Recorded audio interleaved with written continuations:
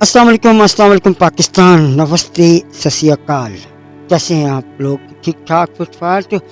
جناب ایک بار پھر ہم آپ کی خدمت میں حاضر ہیں پروگرام کو لے کر، جو آپ کا بہت پسندیدہ پروگرام ہے اور اس کا نام ہے اپنا ریڈیو اینڈ ٹی وی کا مہمان۔ میں آر جی محمد آصف اور میں زوبی علی۔ بالکل جناب، زوبی علی اور آصف کے ساتھ آپ یہ پروگرام سنتے ہیں، اور ہم اس پروگرام کے اندر بہت سارے خوبصورت مہمانوں کو لے کر آتے ہیں، خاص طور پر ہمارے جو پڑوسی ملک ہے بھارت، انڈیا، وہاں سے ہم نے بہت سارے مہمانوں کو مدعو کیا، اور وہ اپنا قیمتی وقت لے کر ہمارے اس پروگرام میں شامل ہوئے۔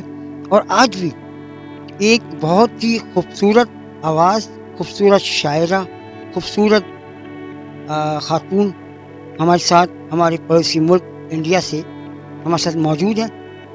بہت زبردست شاعرہ ہیں، بہترین شاعری کرتی ہیں، بہترین آواز کی مالک ہیں، اور اگر دیکھا جائے تو دیکھنے میں بہت خوبصورت ہیں۔ اور آج ہم ان سے آپ کی ملاقات کروائیں گے، ان کے ساتھ کریں گے چٹپٹی سی باتیں، کچھ ان کے بارے میں سنیں گے، ان کی شاعری سنیں گے، اور پھر یقیناً آپ کی پوری گفتگو ہمارے ساتھ شامل ہوں گے۔ اگر کوئی میسیج ہو آپ کا، کوئی آپ نے پیغام دینا ہو ان کو، تو آپ وہ ہمیں دے سکتے ہیں۔ ہمارے ساتھ اس وقت انڈیا، بھارت سے، پونا سے ہمارے ساتھ وقت موجود ہیں فوزیہ اختر صاحبہ۔ بہت زبردست ادیب ہیں، اور ہندی میں کہتے ہیں کویتری ہیں، بہت زبردست شاعرہ ہیں، شاعری کرتی ہیں۔ آج ہم ہمارے اس پروگرام میں شامل ہیں۔ فوزیہ، السلام علیکم۔ جی وعلیکم السلام۔ کیسی ہیں آپ؟ جی الحمدللہ بخیر ہوں۔ اچھا جی، فوزیہ ہمارے ساتھ آج موجود ہیں۔ جی زبی، فوزیہ آج ہمارے ساتھ موجود ہیں انڈیا سے، جو کہ ہمارے اکثر پروگراموں میں حصے میں آ رہے ہیں۔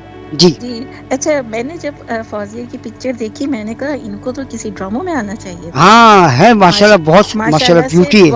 بہت گڈ لکنگ، اور واقعی ایک شاعرہ کو اتنے خوبصورت ضرور ہونا چاہیے۔ اور کیا بات ہے جی، اچھا، کیا بات ایسا ہے کہ فوزیہ، خیر آپ نے بڑی زبردست شاعری کی، اس پہ ہم بات کریں گے، لیکن مجھے ایک چیز یہ بتائیے کہ آپ نے جو سبجیکٹ تھے آپ کے وہ سائنس تھی۔ Science, botany. ہاں، سائنس ایک ڈیفرنٹ چیز، شاعری ایک بالکل ڈیفرنٹ۔ تو یہ سائنس کا سے ہوتے ہوئے شاعری کا سفر، تو یہ مجھے ذرا اس کے بارے میں کچھ بتائیے کہ آپ کو بچپن سے ہی تھا؟ کیونکہ شاعر ایکسیڈنٹلی نہیں بنتا، شاعر شروع سے ہی شاعر ہوتا ہے۔ وہ یہ کہتے ہیں کہ سائنس پڑھنا بھی آسان نہیں ہے اور شاعری کرنا بھی آسان نہیں ہے، دونوں ٹف چیز۔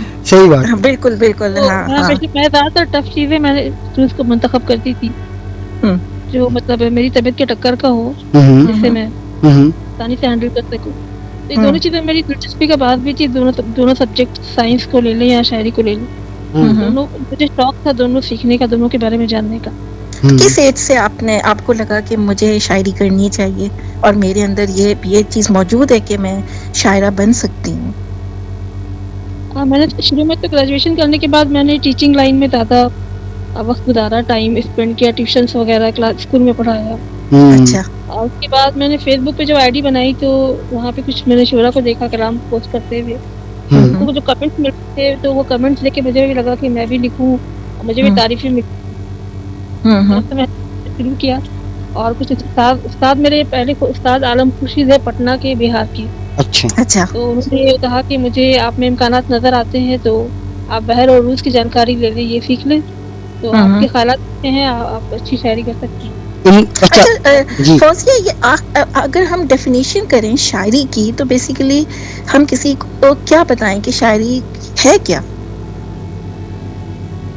شاعری جو ہوتا ہے وہ ایک عام انسان سے الگ، شاعر کی جو سوچ ہوتی ہے، جو اس کا مشاہدہ، جو نظریہ ہوتا ہے، ایک عام انسان سے بالکل مختلف ہوتا ہے۔ ہاں بالکل، وہ بات یہ شاعری میں کہہ سکتا ہے جو عام انسان کی سوچ تک نہیں ہوتی، وہ بات تو وہ شعر کے ذریعے جو اپنے جذبات، ہاں، اور احساسات کا اظہار، اور اپنے جذبات سے ہی نہیں، وہ دوسرے انسان کے بات کا بھی اچھی طرح کر سکتا ہے۔ بالکل صحیح، بالکل صحیح، ٹھیک۔ اچھا یہ بتائیے گا، جی آپ بولیں۔ نہیں، آپ کیجیے سوال۔ اچھا یہ بتائیے فوزیہ، آپ نے کہا کہ شاعری آپ کی دلچسپی تھی، آپ کا شوق تھا، کس طرح کی شاعری آپ کرتی ہیں؟ क्योंकि अमूमन देखा गया है कि लोग दिल जले वाली शायरी करती हैं, इस्लाह वाली शायरी करती हैं, मोहब्बत की शायरी करती हैं. किस तरह की शायरी करती हैं आप? मेरी शायरी में ज़्यादा निसाइयत आपको मिलेगी. एक औरत के जज्बात और एहसास का मैं ज़्यादा इजहार करती हूँ. मेरे ख्याल से ये जो औरत के जज्बात होते हैं, ये औरत किसी भी चीज़ में बयान नहीं कर सकती है. जी जी. तो मुझे लगता है शायरी के ज़रिए जो है वो खुलकर इजहार कर सकती है, और जिसमें तवक्कार भी मजबूर नहीं होता है. तो मुझे लगता है कि एक औरत के जज्बात और एहसास को मैं बेहतर तौर पे, और मैंने ज़्यादा बढ़ता भी इसी चीज़ को ज़्यादा इस्तेमाल भी किया है. सही इसी नसाइयत जो है वो ज़्यादा शायरी में मिलेगी आपको मेरी. सही. अच्छा अच्छा. देखें जो भी आप अपनी जो आप आइंदा कोई भी इजहार कीजिएगा वो शायरी में कीजिएगा. देखें आप फौजिया कह रही हैं कि जितने आसान तरीके से आप शायरी में बता सकती हैं ना अपना इजहार, वो आप आम लफ्जों में नहीं बता सकते. शायरी इतना असल में कोई आसान काम नहीं है शायरी करना. अच्छा. ये हर कोई नहीं कर सकता, ये खास लोग ही कर सकते हैं. देखिए ना आपसे बहुत कम कोई इंसान, बहुत ज़्यादा सोचने फिक्र करने वाले इंसान जो होते हैं. अच्छा. मैंने साइंस भी जब मैंने लिया तो उसमें भी बहुत सोच का दखल था. अच्छा. तो मैं शुरू से लोग मुझे कहते थे, मेरे फ्रेंड के, आप साइंटिस्ट बनोगे क्या, हर वक्त सोचती रहती हो. थिंकिंग और इमेजिनेशन मेरे अंदर बहुत था. अच्छा. इसीलिए इस चीज़ का बहुत मुझे फायदा हुआ इन चीज़ों को. क्योंकि जो इंसान डेप्थ में ही ना जाए तो वो शायर भी नहीं बन सकता, और सोचने समझने की सलाहियत से भी महरूम होता है. जी, जी. तो ये है कि आप बहुत सारी मामलात को आप बहुत गौर से और बड़ा डेप्थ में जाके सोचती होंगी. तो जब भी तो कह रही हूँ ना कि शायर ज़रा अलग ही होते हैं. अच्छा फौजिया, हमारी सोसाइटी में बहुत सारे ऐसे कदामत परस्त लोग होते हैं जो लड़कियों की शायरी को कुछ अच्छा भी नहीं समझते, एतराज़ भी करते हैं, और ये भी तकलीफ हो रही होती है कि आखिर ये इतनी रोमानवी शायरी कर क्यों रही हैं, किसके लिए कर रही हैं. तो कोई ऐसी प्रॉब्लम तो नहीं पेश आई? अल्हम्दुलिल्लाह मेरे घर में जो है वो, अगर कोई चीज़ शाया होती थी वगैरह में, तो मैं शौक से दिखाती थी और बहुत खुश होते थे. अच्छा. किसी ने भी, और मुशायरे में जाने से भी किसी ने कोई इतराज़ नहीं किया. सही. तो घर वालों का बहुत सपोर्ट था. लेकिन आजकल के माहौल और ऐसा बन गया है ना कि लोग जो है इस माहौल में रहने वाले शायरात को भी गलत नजर से देख रहे हैं. सही. और मैं चूंकि मैं भी फील्ड में आ गई, तो मैं भी देख रही हूँ मेरे आसपास जो है, जी. तो मुझे 1% शायरा जो वो जेन्युइन है, वो अपनी मेहनत से लिख रही है, अपनी काबिलियत से. जी. 9% जो है वो उस्ताद की महरूम मिन्नत है. अच्छा. बिल्कुल. वो लिख जी. हाँ, हमारे दिराई भी हो रही है, उनको प्रोग्राम में बुलाया भी जाता है. तो मेरे ख्याल से बहुत अदब जो है बिल्कुल गलत रुख इख्तियार कर चुका है. सही बात. असल में ना ये क्या हाल हो. फौजिया, अदब क्या, सब कुछ ही अब तो मुझे लग रहा है गलत रुख पे ही जा रहा है. जो हाँ, ये है कि जो ओरिजिनलिटी जो थी पहले जो थी, होती थी शाकर के दौर में, अगर उनकी वीडियो क्लिप देखते हैं उन सब की शायरा की. जी जी. बिल्कुल. जी, साजिदा सबा है, तो उनका जो तरीका था, जो उनका शायरी करने का जो तरीका था, जी जी. और जो वो दौर था लोगों की समझने का, सोचने का, शेर को समझने का, जी. वो सब भी ना हमें सामीन वैसे मिल रहे हैं, सही. नए शोरा इस के आ रहे हैं. सही. अब तो वो बोलते हैं कि अगर हम कोई वीडियो भी देखने जल्दी से खत्म हो तो हम इन शायरा का कलाम इतना लंबा कौन सुनेगा. अब तो ये हाल हो गया है. जी जी. तो अगर हम शायद तो देखने जाते हैं, सुनने कम जाते हैं, ये भी सुनने को मिलता है. हाँ.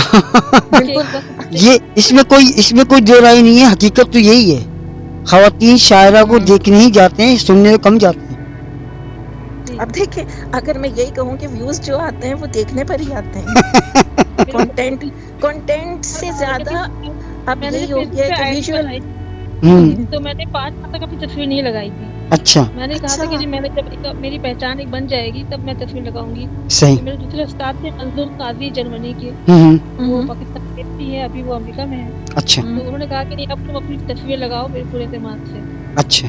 मैंने तस्वीर लगाई, सबने कहा कि हम तो समझते थे आप 50-60 साल की होंगी. हाँ, ये गलत कॉन्सेप्ट है ना, ये भी तो गलत